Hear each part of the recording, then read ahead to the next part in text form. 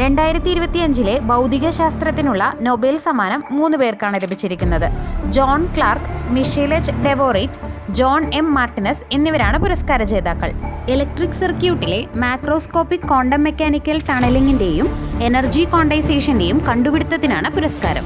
3 പേരും അമേരിക്ക ആസ്ഥാനമാക്കി പ്രവർത്തിക്കുന്നവരാണ്. കഴിഞ്ഞ വർഷം ഫിസിക്സിനുള്ള നൊബേൽ സമ്മാനം ലഭിച്ചത് ജോൺ ഹോപ്ഫീൽഡിനും ജെഫ്രി ഹിൻഡനുമാണ്. ആർട്ടിഫിഷ്യൽ ന്യൂറൽ നെറ്റ്വർക്ക് ഉപയോഗിച്ച് മെഷീൻ ലേണിംഗ് സാധ്യമാക്കുന്ന അടിസ്ഥാനപരമായ കണ്ടെത്തലുകൾക്കാണ് 2024 ഇവർക്ക് പുരസ്കാരം ലഭിച്ചത്. ലോറൻസ് ബ്രാഗ് ആണ് ഫിസിക്സിന് നൊബേൽ ലഭിച്ച ഏറ്റവും പ്രായം കുറഞ്ഞ വ്യക്തി.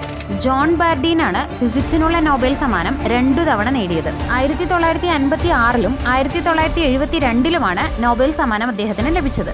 ക്വാണ്ടം കമ്പ്യൂട്ടിംഗിൽ അധിഷ്ഠിതമായി വികസിക്കുന്ന ഡിജിറ്റൽ സാങ്കേതിക വിദ്യകൾക്ക് അടിത്തറ പാകുകയും ഭാവിയിൽ വിപ്ലവകരമായ മാറ്റത്തിന് വഴിയൊരുക്കുകയും ചെയ്ത ഗവേഷണങ്ങൾക്കാണ് ഇത്തവണത്തെ ഭൗതികശാസ്ത്ര നൊബേൽ ലഭിച്ചത്. വീഡിയോ യൂസ്ഫുൾ ആയ ചാനൽ ഒന്ന് സബ്സ്ക്രൈബ് ചെയ്തു പോണേ.